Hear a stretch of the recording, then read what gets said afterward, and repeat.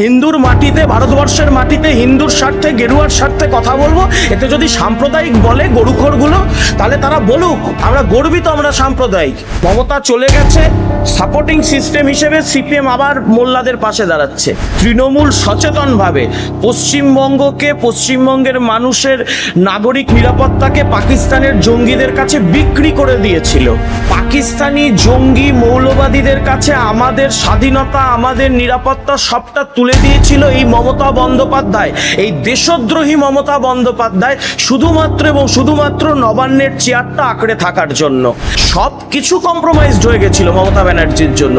যা সর্বনাশ মমতা ব্যানার্জি করে দিয়ে গেছেন, কবে যে এই সর্বনাশ থেকে বাংলার মানুষ প্রকৃতভাবে মুক্তি পাবে। এই যে বামপন্থীরাই তো প্রথমে এখানে মোল্লার চাষ শুরু করেছিল। মোল্লার চাষ বা মোল্লার হয়ে দালালি স্বাধীনতার আগে থেকে এই বামপন্থীরাই শুরু করেছিল।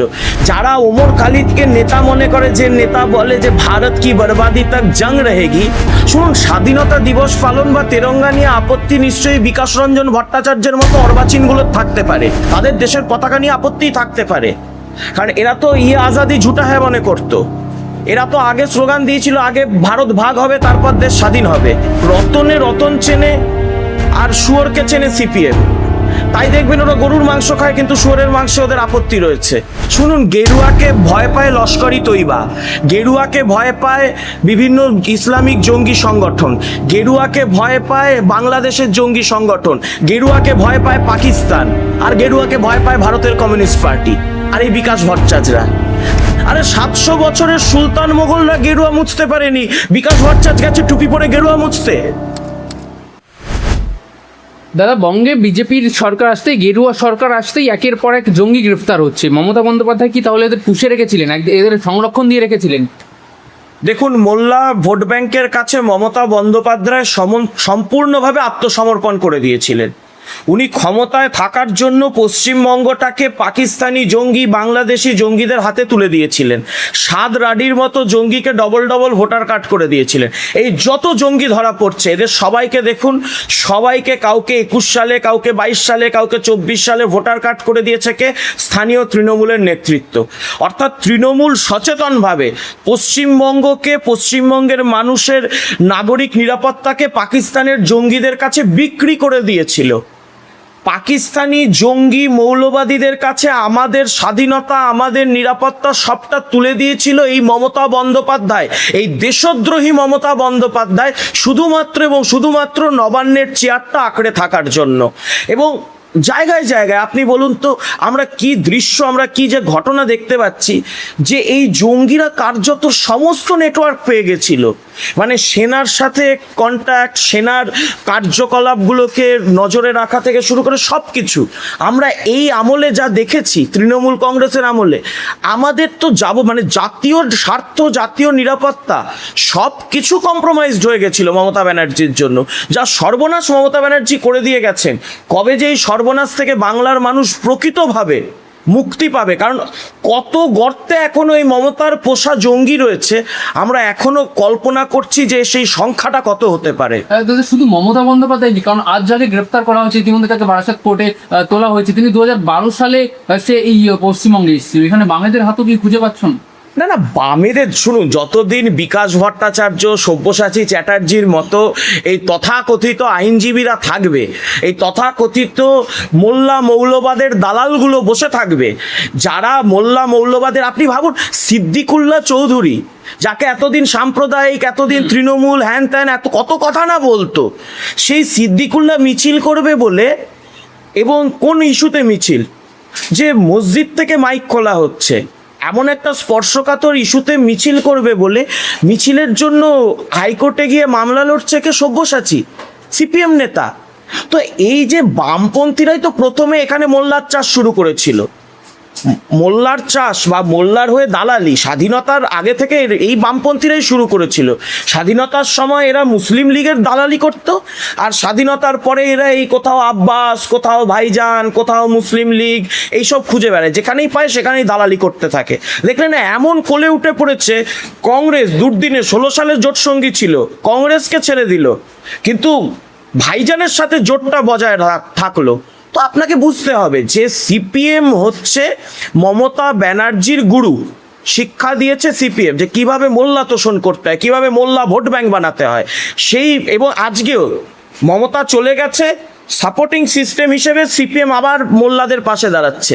সুতরাং জঙ্গিবাদ তো প্রশ্রয়, শুনুন, যারা ভারত তেরে টুকরে হোঙ্গে ইনশাল্লাহ ইনশাল্লাহ স্লোগান দেয়, যারা ওমর খালিদকে নেতা মনে করে, যে নেতা বলে যে ভারত কি বরবাদি তক জং রহেগি, আর তাদের হয়ে শায়রা শাহ হালিমের মতো সিপিএমের নেত্রীরা তার বই নিয়ে এখন গুণগান করেন, সেই সিপিএম থাকতে আপনার পাকিস্তানি জঙ্গির প্রয়োজন আছে নাকি? ঘরের মধ্যেই জঙ্গি রয়েছে।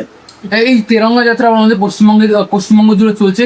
বামেরা বিভিন্ন মন্তব্য করছে, তারা বিভিন্ন সময় বলছে স্বাধীনতা এর আগেও ছিল, এই সময় থোড়ি স্বাধীনতা পেয়েছি আমরা, এত সমারোহে পালন করার কি আছে? শুনুন, স্বাধীনতা দিবস পালন বা তেরঙ্গা নিয়ে আপত্তি নিশ্চয়ই বিকাশ রঞ্জন ভট্টাচার্যের মতো অর্বাচীনগুলো থাকতে পারে, যারা 21 সালে শূন্য হওয়ার পর বাংলার মানুষ যাদের শূন্য করে দিয়েছিল, তারপর যারা দেশের পতাকা তুলেছিল নিজেদের পার্টি অফিসে, তারপর মনে হয়েছিল যে না দেশের পতাকা তোলা প্রয়োজন, তাদের দেশের পতাকা নিয়ে আপত্তি থাকতে পারে।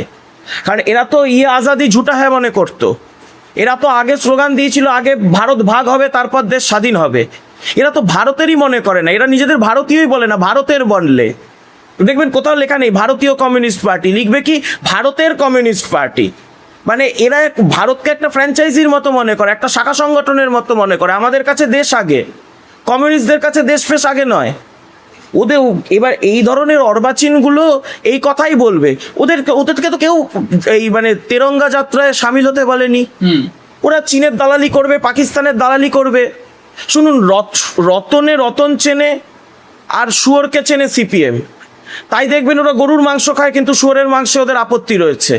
তো এই জায়গাতে দাঁড়িয়ে ওদের থেকে এগুলোই প্রত্যাশিত। ভারতবর্ষের মানুষ এই জন্য প্রত্যেকটা রাজ্য থেকে লাথ মেরে তাড়িয়ে দিয়েছে, বুঝতে পারছেন না? গোটা দেশে সব পার্টির আপনি সরকার পাবেন, এই ভাই বোন তৃণমূল আর এই সিপিএমের কোনো রাজ্যে কোনো সরকার নেই।